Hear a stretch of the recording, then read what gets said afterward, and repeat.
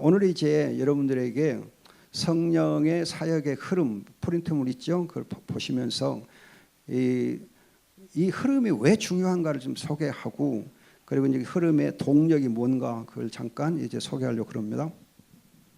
여러분, 성령의 흐름을 막는 이제 방해 요소들이 있어요. 방해 요소들. 안타깝게도 예수님 당시에 예수님의 복음 운동, 또 사도들의 복음 운동을 막는 그런 이제 방해꾼들은 사실 종교 지도자들이 방해꾼 노릇을 해요. 왜 종교 지도자를 방해꾼 노릇을 하느냐 하면은, 말씀은 가르치는데 그 가르친 말씀도 살지 않은 거예요. 가르침과 가르침이 삶으로 이렇게 연결되지 않기 때문에 그로 인해서 오히려 성령의 흐름을 막아버리는 거예요. 여러분들이 사도행전 5장 보면 아나니아와 삽비라 얘기가 나오지요.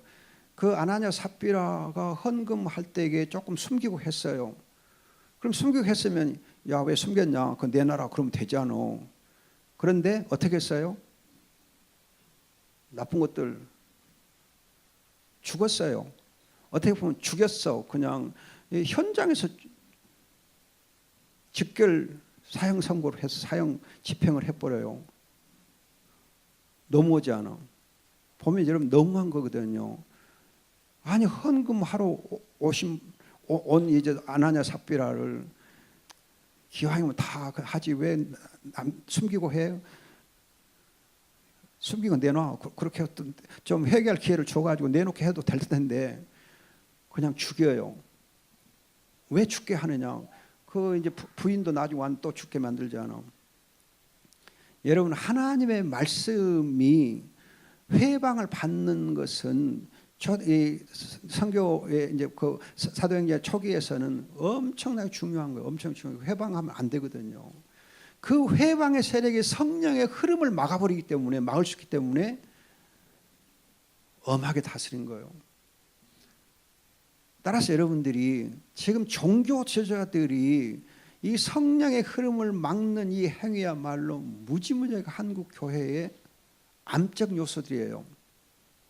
그런데 지금 우리 이제 다락방 교회는 이제 제가 보니까 좀 그런데 괜찮은 것 같지만, 지금 우리 교회 지도자들이 목사님들 장로들 중에 참 이렇게 그리스도의 빛을 어둡게 만들면 너무 많잖아요. 너무 많아요. 너무 많아. 속이 그냥 너무 뒤집힐 정도로 많아요. 우리는 복음의 증인들이 되려면 복음에 합당한 삶을 살아야 돼요. 말씀을 살아야 돼요. 여러분들이 구체적으로 하나님의 말씀을 내 삶에 어떻게 적용하는 것도 훈련을 해야 돼. 지금 제가 여러분들이 예배 인도하는 거 가만히 보면서 예배 나 찬양도 하고 뭐 와서 대표기도 하는 거 보면서 훈련이 너무 안 돼 있는 거 봤어요. 훈련이 너무 안 돼 있어요. 옷 입는 게 너무 훈련이 안 돼 있어요. 제가 이제 미국에서 유학하는 동안에요, 어떤 일 때문에 창피하면 엄청 당한 일이 있어요. 이제 학교 졸업식이 있어서 이제 내 졸업식은 아니고 이제 그 졸업식이 있어서 졸업식에 한번 어떻게 졸업식 하는가 보자. 이제 그 이듬해 내가 졸업식 하게 돼 있으니까 이제 한번 구경하러 갔어요. 부담 없이.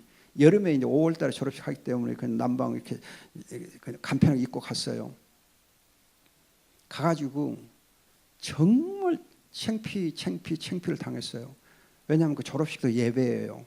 그렇기 때문에 모든 그 졸업식에 참여한 분들이 졸업생이든 축하하게든 전부 양복을 다 입고 온 거예요. 조금 더우려고 그런데 양복을 다 입고 온 거예요. 여자분들도 다 정장하러 온 거예요. 청바지 입은 하나도 없어요. 치마 다 입고 정장하고 다 온 거예요. 예배이기 때문에. 그래서 제가 그때 엄청 창피를 당했어요. 그리고 나중에 알아보니까는 미국 사람들이 그렇게 그냥 뭐 청바지 입고 그냥 헐렁헐렁 다니는 것 같은데, 졸업식, 결혼식, 장례식에는 반드시 정장 입고 가요. 졸업식, 장례식, 결혼식에는 항상 정장 입고 가요.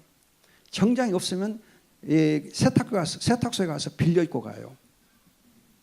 반드시 정장 입어요. 정장 안 입으면 정말 창피해서 못 가요. 그 문화예요, 문화. 그런데 이제 또 제가 어떤 교회에 이제 그 한인 교회를 좀 시무하면서 그 교회가 이제 미국 교회에 이제 속해 있었는데 그 건물을 사용하고 있었는데 그 미국 교회 가서 보니까 좀 복음주의적인 보수적인 교회였는데 거기는요 불신자가 이 건물에 무슨 이 건물 수리를 하러 오지 않아요. 수리를 하는 불신자라도 반바지를 못 입고 와요. 또 이제 어떤 성도 주일 예배 드릴 때 정장 안 하고는 주일 예배 못 드리게 해요. 그렇게 문화가 딱 돼 있더라고요. 제가 깜짝 놀랐어요. 미국은 굉장히 그런 부분에서 좀 자유로울 거다 하셨는데 의외로 이렇게 예식과 관련해서는 굉장히 엄격해요. 옷 입는 거가. 그럼 여러분들은 그런 걸 좀 훈련을 해야 돼요. 아까 대표기도 하신 분이 이렇게 막 옷을 엄청나게 입고 오셨는데 그건 예의가 아니에요. 그러면 안 돼요. 여러분 지금 여기 예배당이에요. 예배당이면 예배당에서는 옷을 정장을 입고 다녀야지 아무렇게 입고 막 이렇게 다니는 것은 그 하나님 앞에 예의가 아니에요. 그걸 주의해야 돼요. 청바지는 함부로 입고 다니는 거 아니에요. 청바지는 여러분 일하러 다니면서 입고 다니는 예배로 청바지 입고 오는 거 아니에요. 지금 우리 자매들 막 청바지 다 입고 다니는데 예배 드릴 때 청바지 절대 허락 안 해요. 미국서는. 미국이 그냥 청바지 문화가 발달했잖아. 여자들 절대 청바지 안 입어요. 예배 드리러 올 때에는 항상 치마 입고 와요. 여러분 여자에게는 치마가 굉장히 건강상도 중요한 거예요. 한번 참고하세요. 아무튼 우리가 지금 복음에 합당한 생활이 어떤 것인가를 구체적으로 우리의 삶에 적용을 해야 돼요. 적용을. 지금 여러분들이 지금 여기 뭐 이렇게 막 뭐죠? 컵 들고 막 들어와 있는데 예배실에는 컵 들고 들어오는 거 아니에요. 얘가 물 마시는 데요? 물 마시러 들어오는 거예요? 생각해봐요, 여러분들이. 그런 거 아니에요, 여러분. 예배는 하나님께 드리는 거기 때문에 예의부터 가죠. 예의부터.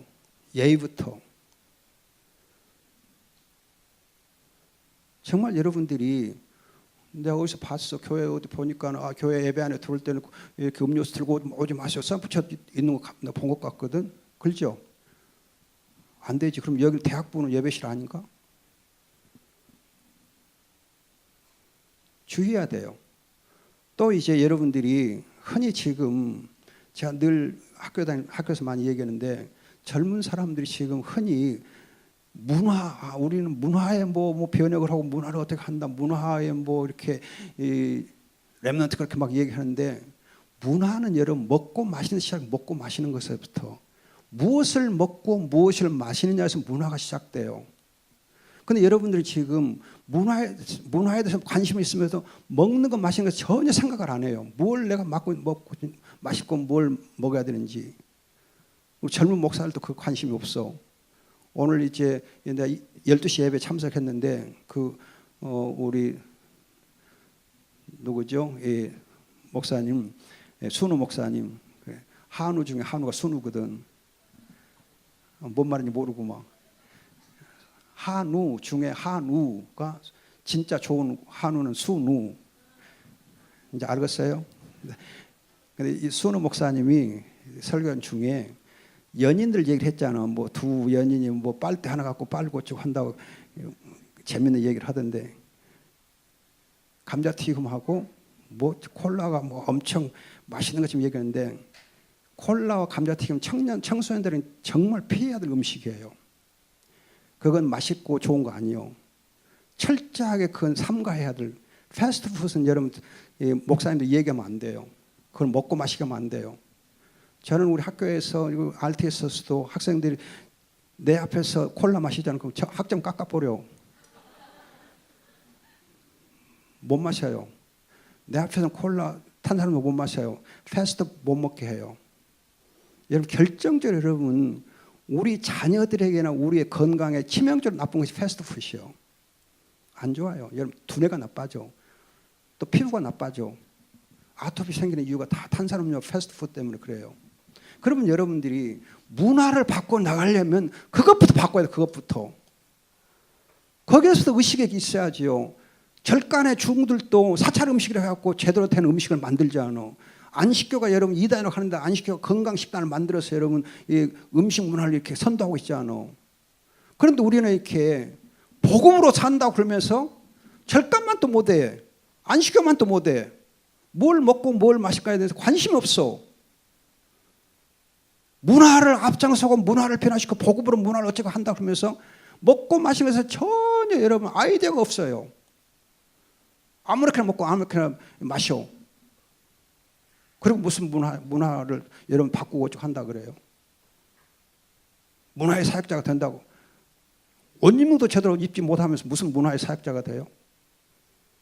말도 안 되지. 그것이 여러분 오히려 복음의 흐름을 막는 거예요. 복음의 흐름을. 성령의 흐름을 막는 것이 여러분 다른 거 아니에요. 여러분들이. 작은 것에서 성령의 흐름을 막는 거예요. 작은 것에서. 작은 것을 여러분 신경 쓰지 못하고 작은 것을 실수하다가 그것이 하는 거예요. 여러분 이번에 이제 그 동계 올림픽 보세요. 결승할 때 그 여자 1000미 결승하고 남자 뭐 3000미 리레이 한 거 있었잖아. 잘 가다가 삐끗해가지고 작은 실수 때문에 넘어졌잖아. 넘어지니까 4년 동안 수고해온 것이 헛거품이 되잖아. 보세요. 작은 실수 하나가 큰 것을 망쳐. 여러분 잠언에 보면은 향수병에 파리가 들어가서 썩으면 그 향수를 어떻게 해야 돼? 향수병이 버려져. 여러분들이 국이 있잖아요. 이제 밥 먹을 때 국이 있으면 국에 머리카락 하나 빠져 있어. 그럼 그 국 먹어 버려? 국에 머리카락 하나 더 있으면 버리잖아요. 여러분 작은 실수가 큰 것을 망쳐버려. 그래서 여러분 성령의 흐름을 막는 데 있어서 제가 말이 좀 길어졌는데 종교인들의 실수 그러면 바리새인들 서기관들 그 나쁜 놈들의 실수 때문에 이렇게 뭐가 복음의 역사가 흐려졌다. 또 이제 목사님들 장로들 중에 그냥 큰 실수를 해가지고 그랬다. 그렇게 생각하기 쉬운데 우리의 적은 실수도 성령의 흐름을 막는데 결정 역할하기 쉬워요. 여러분들은 예원의 대학부잖아. 예원이 보통 교회가 아니잖아. 보통 교회가 아닌 대학부이니까 여러분들은 더 깨어 있어야 돼요. 그래서 제가 좀 심하게 말을 한 거예요. 그다음 복음의 확신의 결여. 여러분들이 복음은 능력 있어요.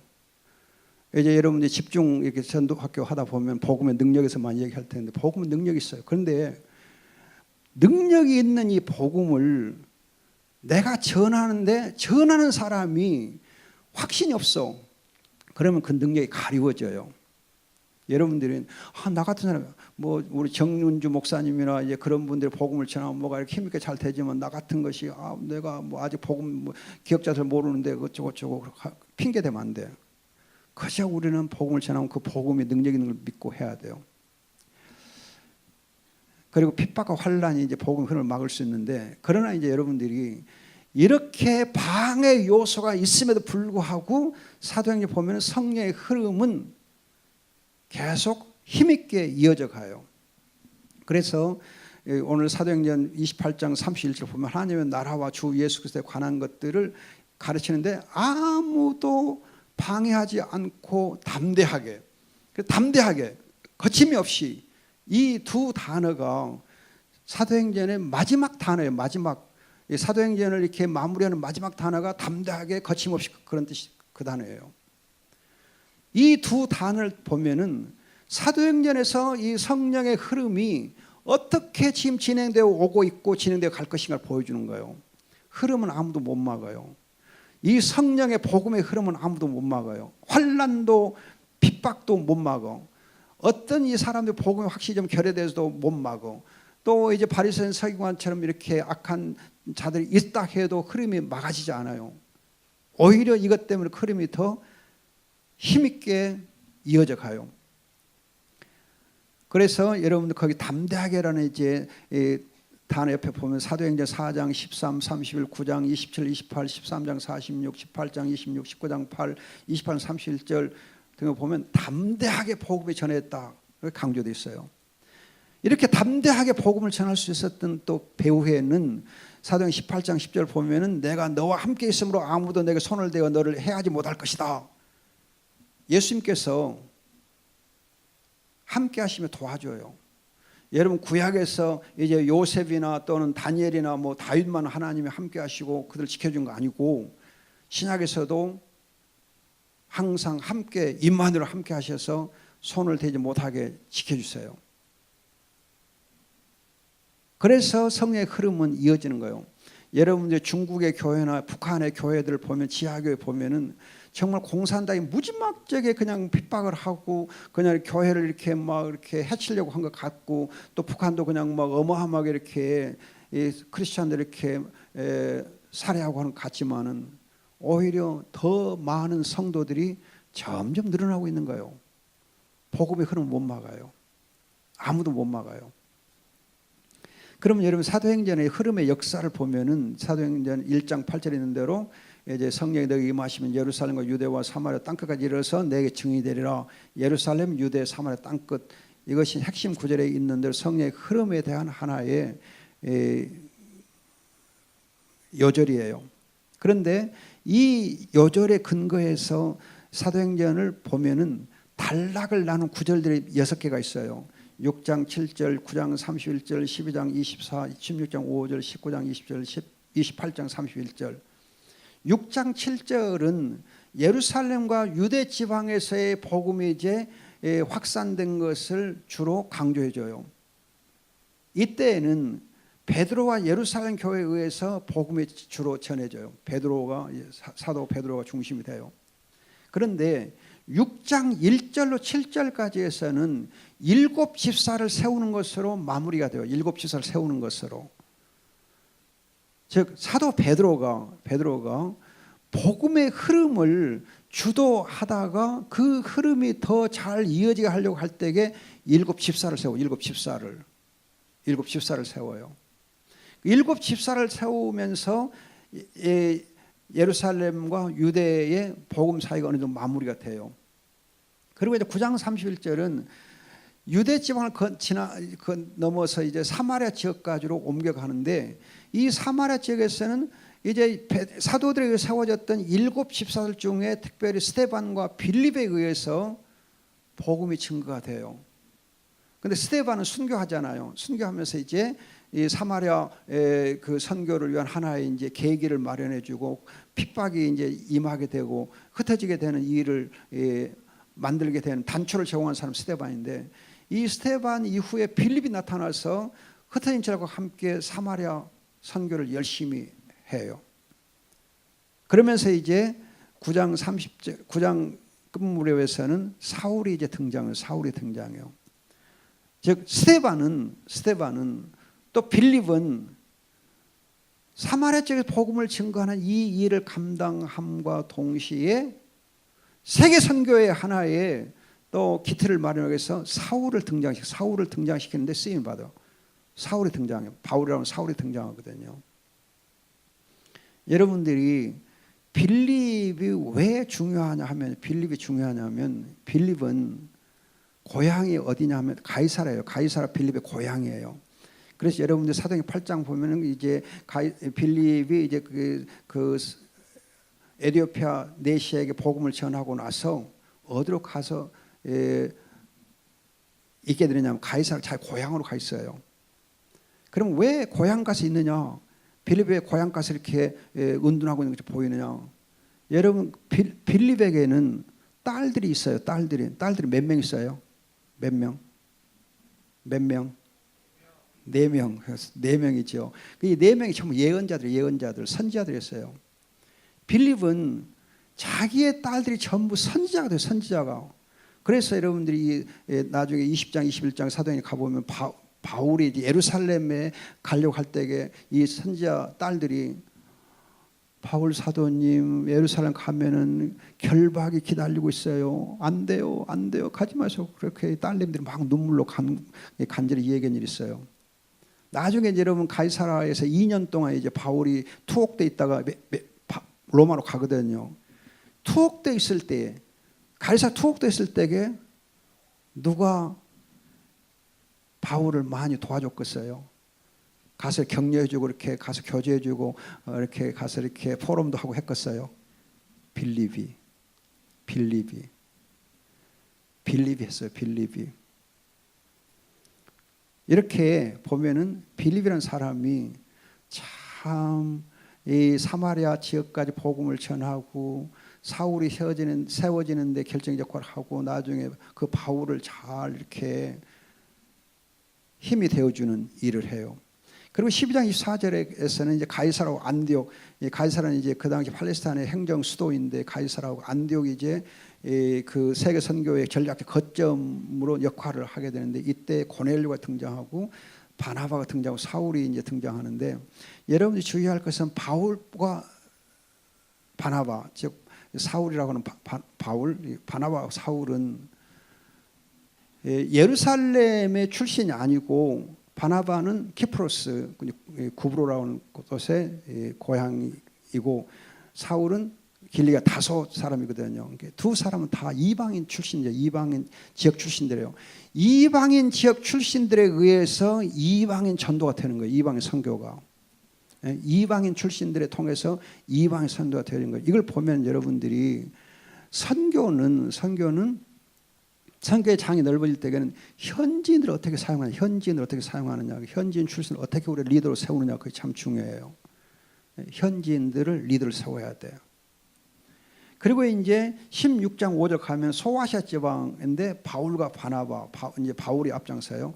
여러분들이 한 가지 주의할 것은 사울과 바울이라는 이 이름은 주의할 거가 사울은 유대식으로 호칭할 때는 사울이고 로마식으로 소개할 때는 바울이라 그래요. 바울은 유대인이면서 로마 시민권을 가진 사람이기 때문에 베냐민 지파를 소개했기 때문에 베냐민 지파의 대표적인 사람이 사울이요. 그래서 이 사울이라는 이름으로 이제 남에서 불렸고 또 남에서부터 이제 태어나면서도 로마 시민권이 있었기 때문에 바울이라는 로마식으로 이름을 부른 거예요. 그래서 남에서 이름이 두 개가 같이 있었던 것이 이제 다메스코상에서 이름이 바꿔진 거 아니에요. 그걸 오해하면 안 돼요. 다메스코상에서는 그저 그리스도를 만나고 변화된 회심한 사건일 뿐이지 이름하고는 아무 관계 없어요. 가끔 어떤 목사님들 뭐 사울이 바울로 바뀌어졌다, 큰 사람이 작은 자 이렇게 교만했던 사람이 겸손한 사람 바뀌어진 거 이름이 바뀌었다 그렇게 막 얘기하는데 그건 근거 없는 얘기예요. 참고로 알아두시고 아무튼 이제 바울과 바나바가 소아시아에서 복음을 전하는데 소아시아 그러면은 두아디라 이제 그런 데거든요. 근데 여기서 나중에 에베소 소아시아에 해당을 하는데 헬라는 고린도 아테네가 중심이 되고 근데 소아시아 지방을 할 때에는 마가하고 실라하고 디모데 젊은 제자들이 선교사에 참여를 해요. 젊은 제자들이 이걸 보면 선교가 이 범위를 확장해 나갈 때에는 젊은 제자들이 거기에 참여해요. 젊은 제자들. 따라서 여러분들이 지금 젊은 제자들이 되어가지고 선교를 하러 나가야 돼요. 선교하러. 그럼 여러분들이 내가 커가지고 뭐 직장도 잡고 뭐 어쩌고 해갖고 나가야 되겠다 생각하기 쉽거든. 그게 아니요. 여러분 지금도 단기 선교로 하면서 얼마든지 갈 수 있어요. 단기 선교 가서 할 수 있고 복음을 전할 수 있고 이렇게 여러 가지 모양으로 또 아니면 유학 가서 좀 할 수도 있고 아니면 어학연수 가서 할 수 있는 거고 길은 많어. 기회가 많아요. 기회를 여러분 잡으면 얼마나 기회가 있어. 그래서 젊은이들 통한 선교가 훨씬 더 효과적이라는 거죠. 그리고 이제 헬라 지역에 가서 바울이 이제 브리스라 아굴라와 함께 하는데 브리스라 아굴라는 본래 로마가 연고지가 있는 사람들이에요. 즉 이제 사도 바울이 로마를 향해서 복음을 전할 때에 누구를 동역자로 삼느냐? 브리스라 아굴라를 로마 출신의 동역자를 와 함께 해요. 중요한 거예요. 그래서 로마서 여러분들이 16장 보면은 바울이 이렇게 로마에다가 이렇게 편지를 쓰면서 인사말 할 때에 제일 먼저 등장하는 사람이 누구냐? 브리스라 아굴라예요. 내 평생의 동역자 브리스라 아굴라. 그 사람들은 이제 이 바울이 로마로 가기 전에 먼저 로마에 가 있어갖고 로마 교회를 이렇게 딱 분위기를 만들어 놓고 바울이 오시면 복음을 잘 전할 수 준비를 딱 해놓는 거죠.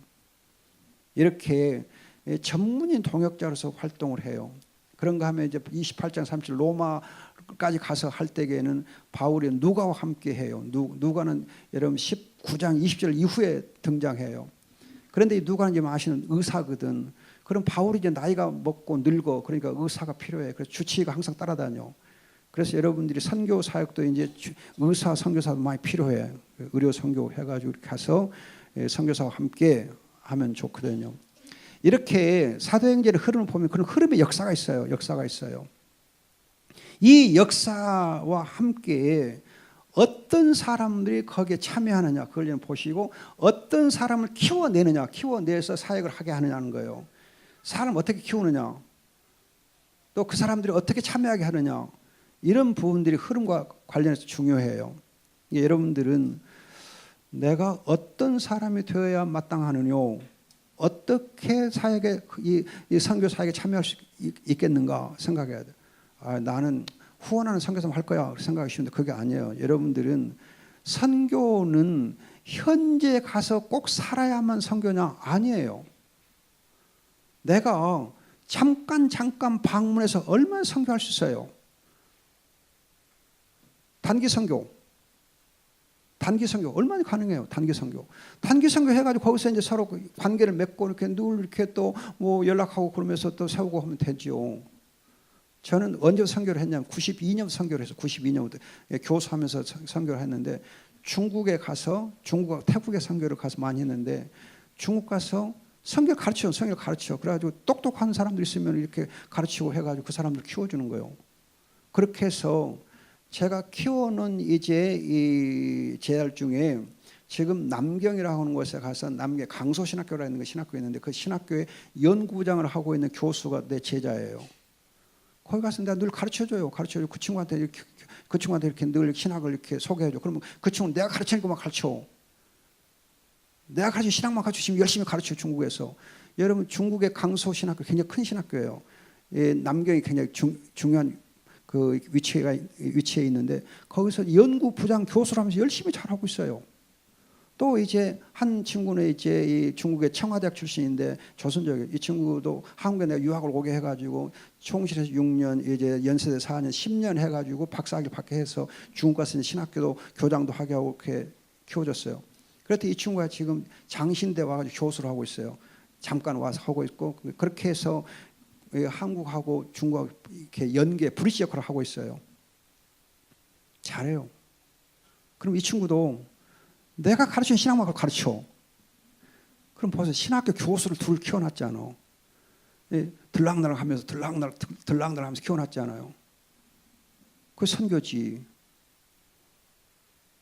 저는 기회 있는 방학 동안에 이렇게 선교지 나가요. 일본도 가고 중국도 가고 태국도 가고 오란 데 있으면 가요. 지난 이제 여름에도 일본 갔다 오고 올 5월에 또 일본 가기로 했고 또 11월에는 또 뭐 싱가포르인가 가기로 하고 다 이렇게 연계해서 가서 일주일씩 특강만 해주고 오면 돼. 특강만 해주고 오면 신학만 다 강해주고 오면 돼요. 그럼 그걸 가지고 그 사람들이 더 할 거 아니에요. 여러분들이 선교는 꼭 거주하고 거기에 장기 체류만 선교되는 거 아니에요. 잠깐 가서도 그냥 얼마든지 여러분들이 선교하고 활동을 얼마나 할 수 있어요. 자, 그럼 속사도 행전의 흐름의 역사 중요한데 로마에서 이제 이 교회가 점점 힘을 얻는 것이 중세 교회까지 1500년 때까지 주 1500년간 로마 중심이 돼요. 그런데 로마가 이제 너무 오래 이제 있다 보니까 부패하고 타락하고 하니까 이 종교계 운동이 일어나죠. 그것이 독일, 프랑스, 영국을 해요. 독일은 루터가, 프랑스는 칼빈이, 영국은 위클리프, 그런 후스 그런 사람들 하거든요. 그런데 여러분 주의할 것은 이 종교 개혁과 청교들에 의해서 이 성령의 흐름이 힘있게 이렇게 흘러가려고 할 때에 중요한 계기가 하나 있어요. 그 뭐냐면은 종교가 일어날 때에 인쇄술이 발달. 인쇄술이 발달하면서 번역된 성경 번역도 책들이 이렇게 불티나게 팔려 보급이 돼요.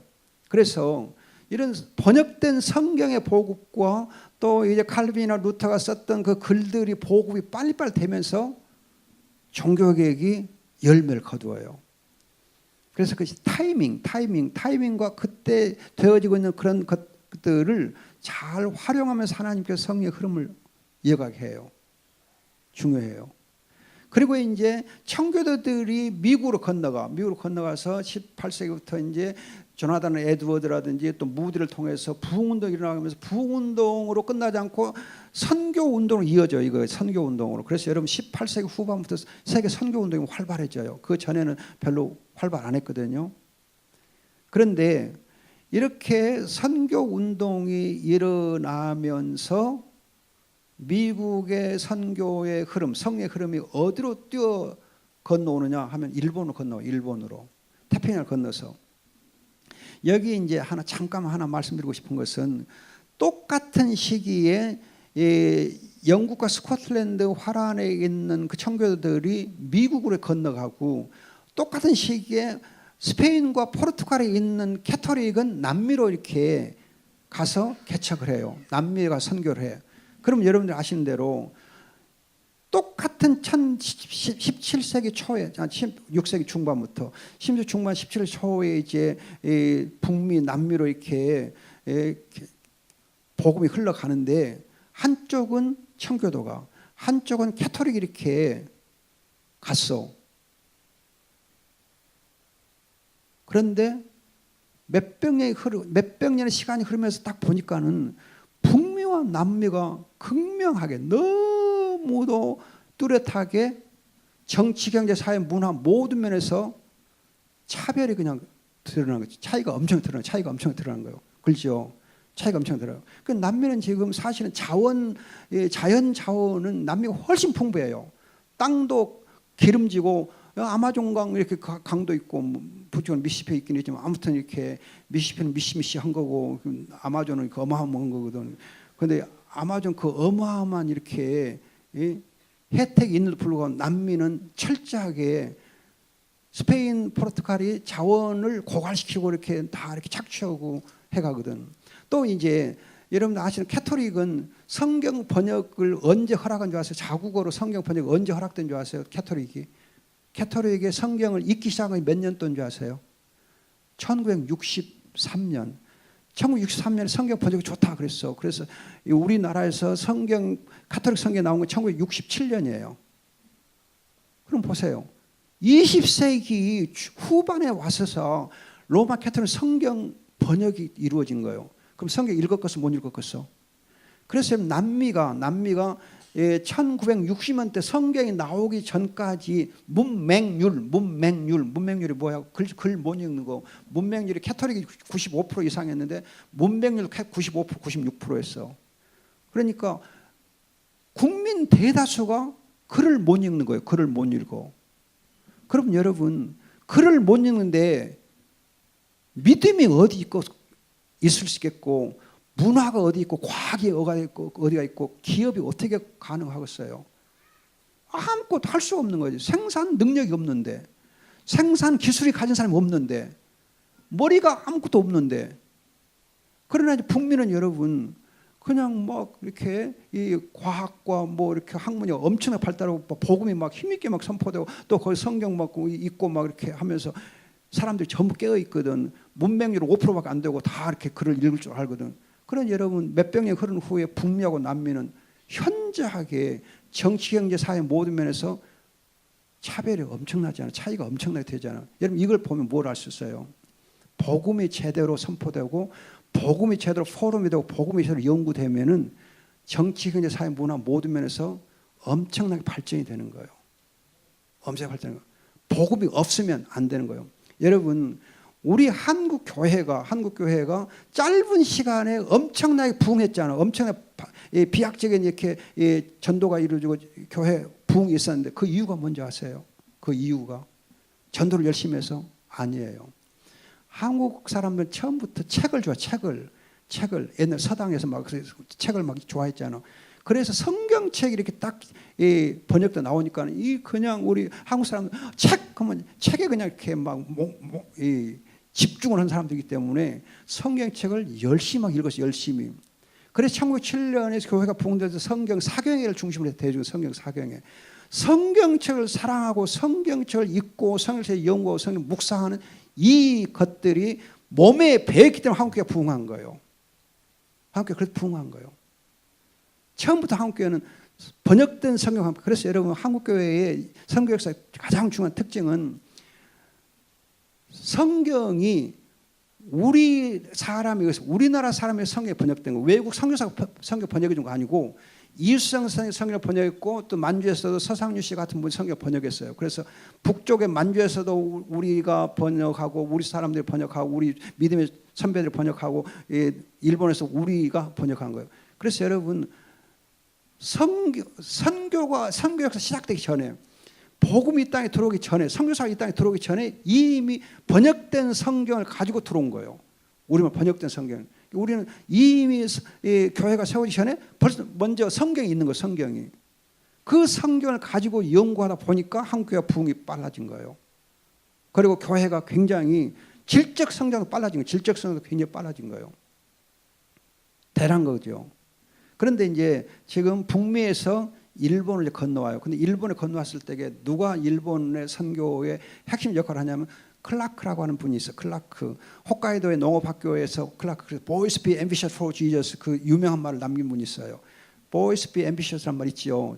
소년들아 대망을 가져라. 그것이 클라크 선교사님이 일본 선교를 마무리하면서 이제 떠나면서 주었던 유명한 이제 고별사요. 근데 이분이 홋카이도에서 농업학교를 이렇게 운영하면서 1년 동안 성경을 아침마다 1시간 가르쳤어요. 그것이 이제 일본에 엄청 변화를 가져온 거예요. 일본이 그래서 바꿔진 거예요. 일본이 엄청 힘이 있어요. 이 비밀을 이제 연구하러 간 사람이 이수영 씨예요. 가서 보니까 일본이 성경 때문에 기독교 때문에 특히 선교사들의 영향 때문에 일본이 바뀌고 있는 걸 봤어요. 그러면서 그분이 이제 이수영 씨가 자기도 기독교 개종하고 그럼 성경을 번역하면서 이제 아까 제가 말씀드렸듯이 선교사로 한국으로 오게 해요. 그런데 이제 한국 교회가 이제 1907년에 이제 최초로 목사님들 7분이 이제 배출돼요. 그 7분 중에 4분이 선교사로 이제 파송돼요. 중국 선교를 또 나가, 일본 선교, 러시아 선교 막 나가요. 제주도 선교 나가고. 이렇게 한국 교회는 세워지면서 바로 선교를 해요. 바로 선교를 중국으로. 그래서 20세기 후반에 중국이 이제 선교의 문이 열려요.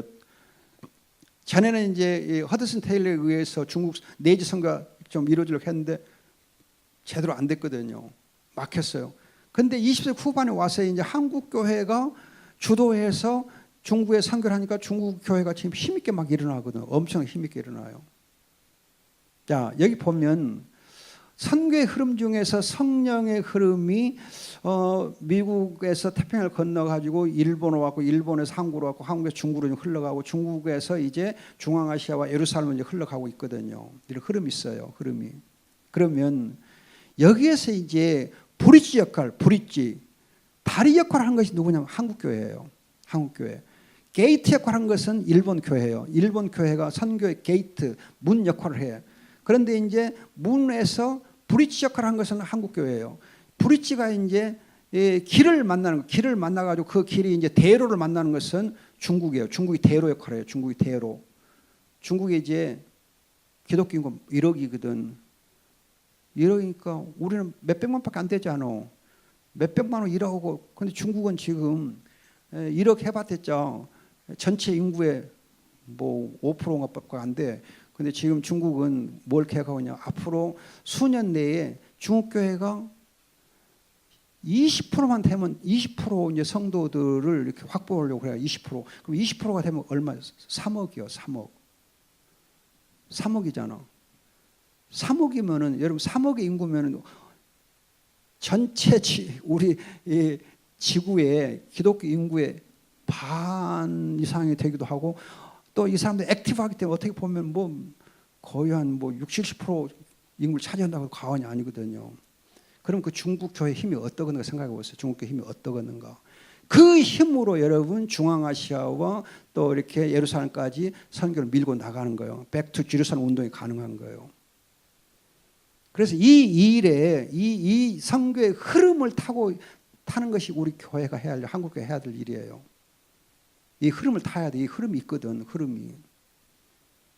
그래서 일본 교회하고 중국 교회하고 한국 교회가 서로 잘 협력해야 되는데 정치꾼들은 지금 막 이 희한하게 한국을 못 잡아먹어서 그냥 안달하지 않아. 일본도 그냥 독도는 내 것 하고 뭐 정신대 어쩌고 저쩌고 하고 그냥 하여튼 이 혐한 운동을 막 해대고 있거든요. 나쁜 놈들이. 또 중국도 그냥 뭐 이것 갖고 꼬투리 잡고 저것 갖고 꼬투리 잡고 골탕 먹이려고 막 하고 있는데, 그럼에도 불구하고 우리는 이런 방해설이 있음에도 불구하고 교회는 복음으로 통해서 하나가 돼야 돼.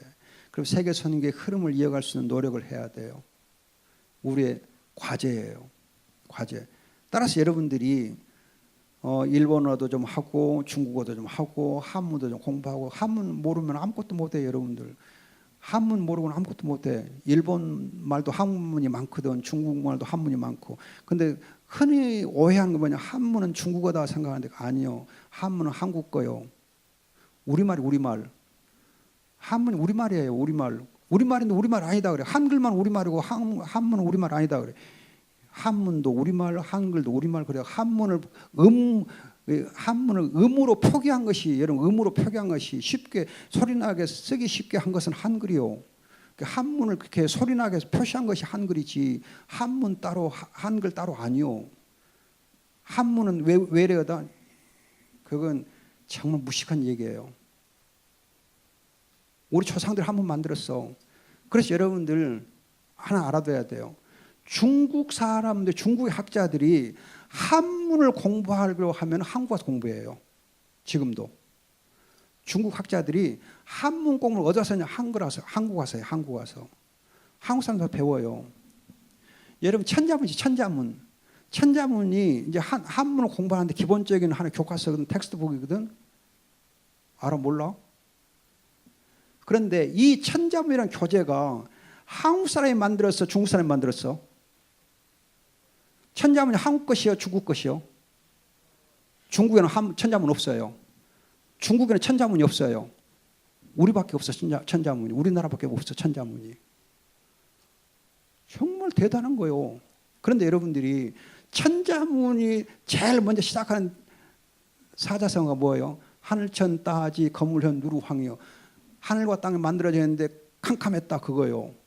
그러면 창세기 1장 1절 2절이잖아. 안 놀래네. 여러분 우리 말을 보면은 성경에 있는 내용들이 기가 막히게 많이 있어요. 기가 막히게 많이 있어요. 이건 이제 나중에 또 기회 있으면 하기로 하고, 아무튼 여러분들이 이 한국이 대단한 나라예요. 대단한 나라. 대단한 나라. 그래서 여러분도 대단한 건지, 여러분들이 조금 우스갯소리인데 일본이라는 나라가 여러분 대단한 나라예요. 국제적으로 여러분 일본이 가장 힘이 무지무지 커요. 여러분 밖에 나가보면 일본하고 우리하고 게임이 안 돼. 일본이 어마어마한 힘이 세거든. 그런데 이 일본을 얕잡고 일본 그것들 하는 것 한국밖에 없어. 일본을 얕잡고는 나라는 한국밖에 없어요. 또 이제 여러분 미국이라는 나라가 어마어마하게 크지 않을까. 미국에 대해서도 야 우리 반미도 한번 해보자 하고 미국에서 한번 이렇게 하는 것은 한국밖에 없어. 또 중국이라는 나라가 또 어마어마하게 큰 데거든. 중국이 보통 큰 거 아니에요. 중국의 힘이 막강해요. 근데 중국에 대해서도 야 우리가 중국은 내 밥이다 그렇게 하는 건 한국밖에 없어. 복음으로 우리 중국을 이렇게 휘어잡으려고 하거든. 중국은 내 손에 있다 하는 거 한국밖에 없다니까. 한국이 조그마한 나라 같은데 똥배짱이 커. 그래서 우리가 참 어떻게 보면 참 하나님의 은혜 가운데 대단하거든요. 세속 역사 흐름 중에 하계 올림픽 보면 동경은 1968년, 서울은 1988년, 북경은 2008년 해가지고 중국이 아무리 큰 것 같아도 이렇게 동경, 서울, 북경 그 순서가 있어요. 올림픽이. 또 동계올림픽 보면 이제 이 삿포로하고 나가노가 있고 서울, 평창 있고 북경 있고 이렇게 순서가 있어요. 흐름이 있어요. 흐름이 역사의 흐름이 있어요. 이 흐름을 우리가 중요하게 여기면서 한국 교회가 어떻게 역할을 할 것인가 생각하자는 거죠. 여러분들이 이 흐름 속에서 흐름을 타고 가야 돼. 자, 그러면 이 흐름의 이제 핵심 동력이 뭐냐? 여러분들 138 뭐 많이 알잖아요. 138 그러면 1장 1절에서 예수 그리스도 복음. 그런데 예수가 그리스도이신 것을 사도행전 보면 줄기차게 선포를 해요. 1장 1절에서 2장 38장 9장 10장 13장 16장 17장 18장 20장 28장 계속해서 예수가 그리스도인 것을 선포해요. 이렇게 예수 그리스도 선포를 하니까는 여기서 재미 본 사람 하나 있어요. 재미 본 사람 하나 있어요. 여러분 그 사도행전 이제 4장 보면은 사도행전 4장 보면은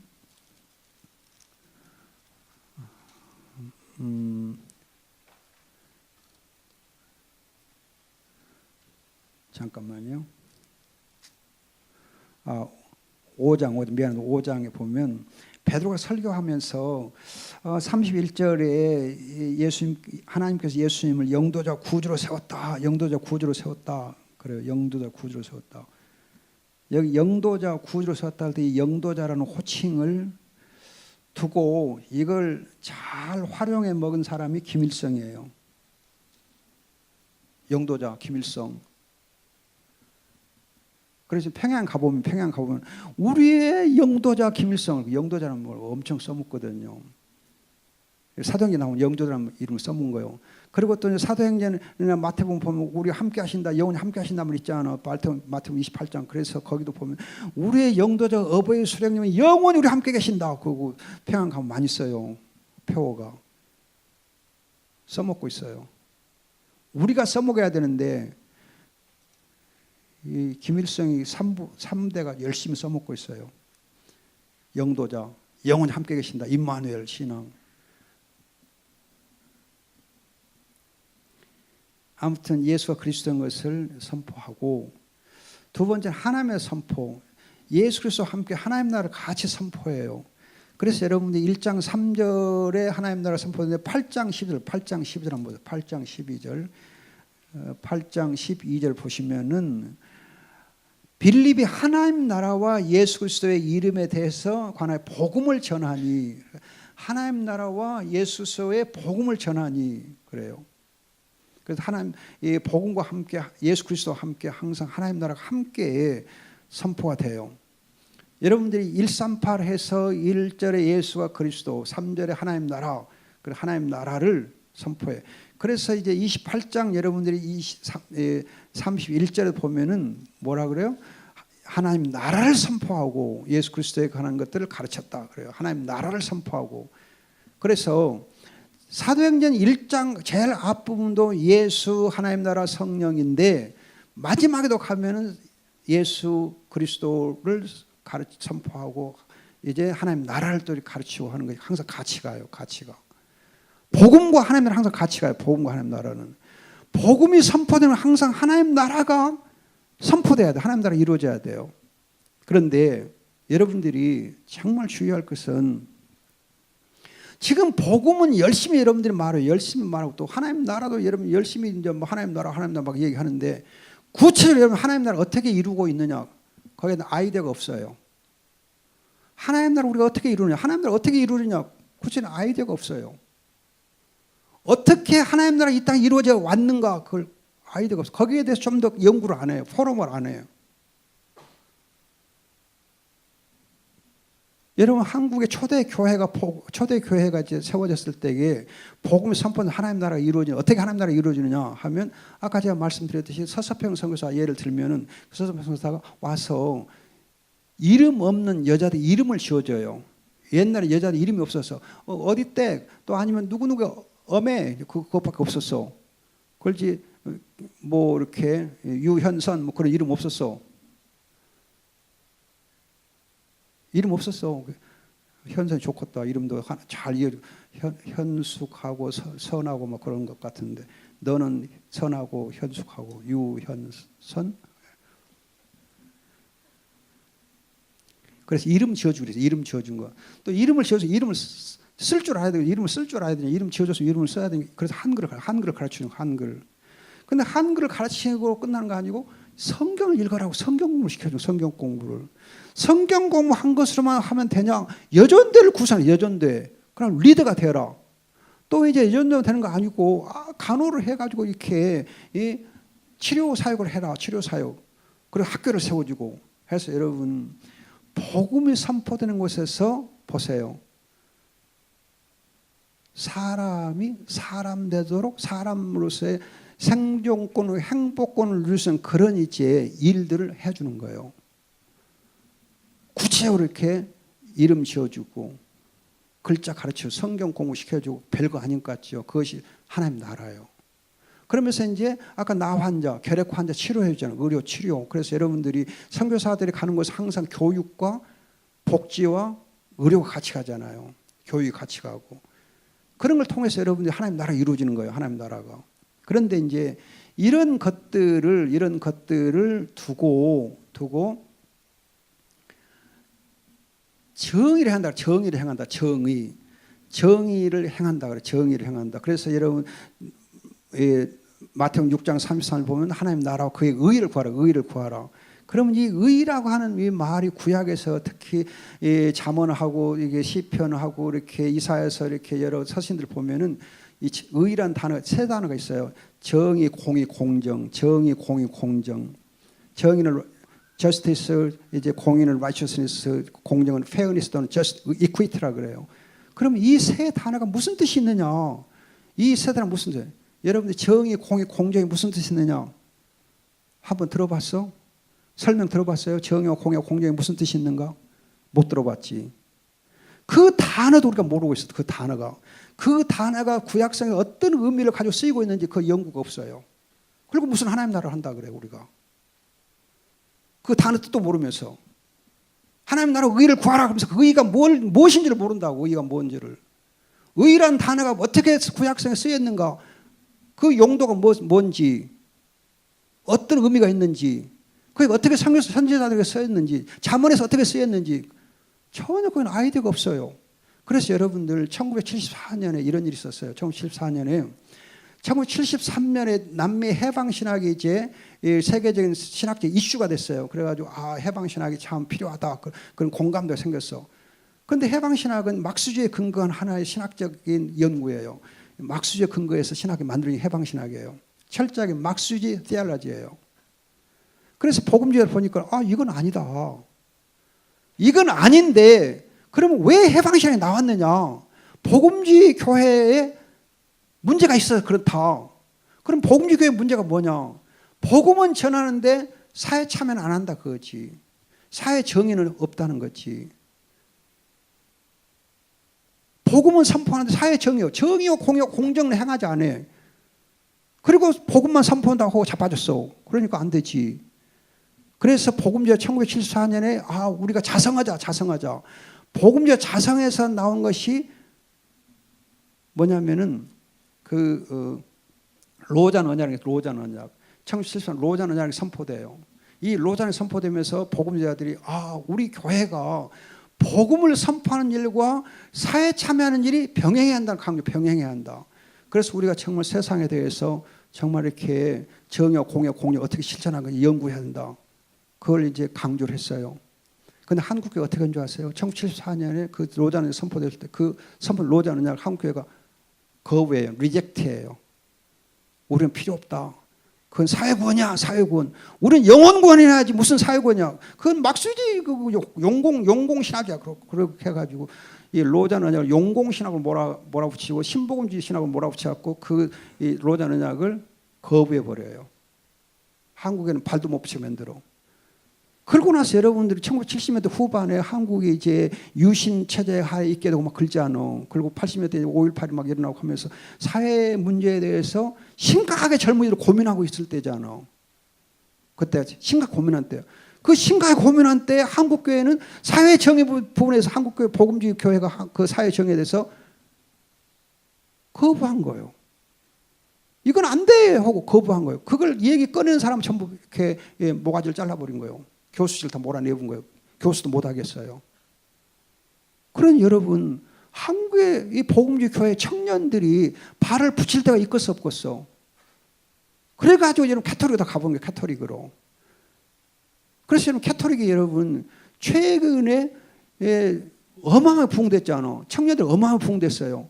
그게 바로 캐토릭이 사회 정의 문제에서 관심을 가졌기 때문에 그래요. 우리는 그것에 관심을 못 가졌거든. 그래서 여러분들이 복음하고 하나님 나라 항상 같이 가야 되는데 이 하나님 나라를 어떻게 우리가 선포해 가야 되느냐 하는 거예요. 어떻게 하나님 나라를 우리 이루어 가야 되느냐. 정의가 뭐 공의가 뭐 공정이 뭐냐. 그리고 우리가 어떻게 할 것이냐. 거기에 대한 고민이 있어야 돼. 고민이. 근데 한국에 우리 보수 교회가 거기에 대한 고민이 없어. 고민이 없어요. 안 해요. 복음은 선포하되 복음에 합당한 삶을 어떻게 살고 어떻게 우리가 이 문제를 해결해 갈 것이냐. 그러니까 여러분 제가 처음에 좀 잔소리같이 얘기했잖아. 뭘 먹고 무엇을 마시고 전혀 아이디어가 없어. 무엇을 입을 것이 아이디어가 없어. 그리고 복음을 전한다 그래. 그래 되겠어요. 앞뒤가 안 맞는데. 자, 그런가 하면은 이 성령의 흐름의 주체는 성령이며 1장 8절 성령이 충만하고 성령이 역사하고 성령의 능력. 이 성령 충만을 통해서 어떻게 역사하는가 봐야 돼요. 근데 이제 한국의 교회도 보면 신학교가 성령 충만, 성령 세례 이 본에서 신학적으로 정리가 안 돼 있어요. 정리가 안 돼 있어요. 그래가지고 뭐가 성령 충만인지 잘 몰라. 그렇고 그 다음에 이제 여러분 4번 기독교 세계관. 여러분 사도행전 17장은 아테네에 가서 복음을 전해. 아테네. 그럼 아테네가 어떤 동네예요? 철학의 중심지잖아. 철학의 중심지. 지성인들의 집단이 있는 곳이 아테네예요. 아테네 가서 복음을 사도 바울이 전할 때 어떻게 전하느냐. 창조와 타락과 구원이라고 하는 기독교 세관의 근거에서 복음을 제시해요. 그 지성인들을 향해서 복음을 전할 때는 기독 세관의 근거에서 복음을 전해야 돼. 이걸 알고 해야 돼요. 여러분들이 창조 그럼 창세기 1장 2장이요. 그 창세기 1장과 창세기 2장 어떻게 다르냐? 엄청 달라요. 거기서 하나님이 어떻게 우리에게 창조를 해요? 그 창조 신앙이 있어야 여러분 복음 신앙이 있거든. 창조 신앙 없이 복음 신앙만 이해하고 십자가 신앙만 이해하고 되느냐? 그거 아니에요. 창조를 알아야 타락을 하고 타락을 알아야 이제 구원을 알거든. 그래서 아무튼 이 기독교 세관의 근거에서 아테네에서 사도 바울이 복음을 선포해요. 그리고 이제 구원과 관련해서 예수 그리스도 안에서 오직 믿음으로 율법이 아니라 오직 은혜로 오직 회개와 믿음으로 이렇게 구원의 기본적인 원리들을 또 제시하면서 복음을 선포해요. 여기서 하나 이제 여러분들이 여러분 하도 좋아하는 성경 구절이기 때문에 제가 소개를 좀 일러주는데 로마서 8장 2절 있죠. 8장 2절에 뭐예요? 어떻게 돼 있어?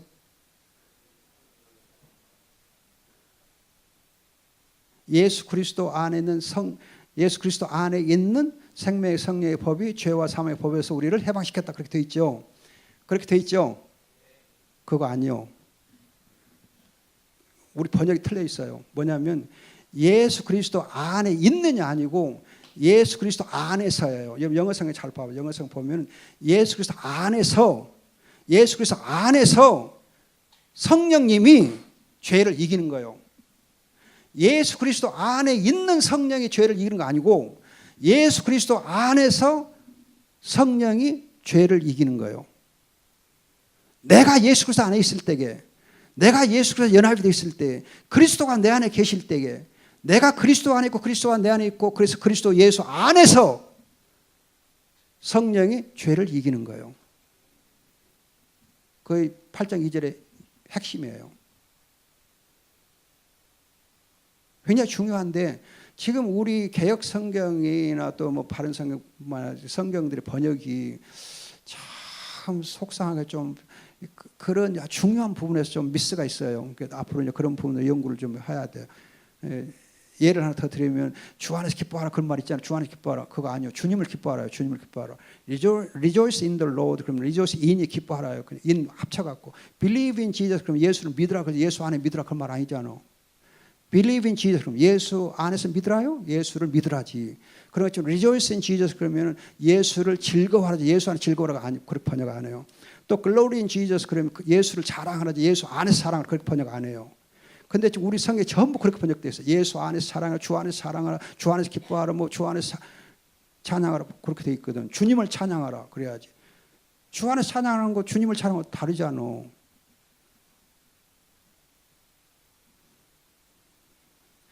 아까 현선이가 와서 기도했는데 이름은 내가 하나밖에 모르니까 현선이 지적할게 미안해요.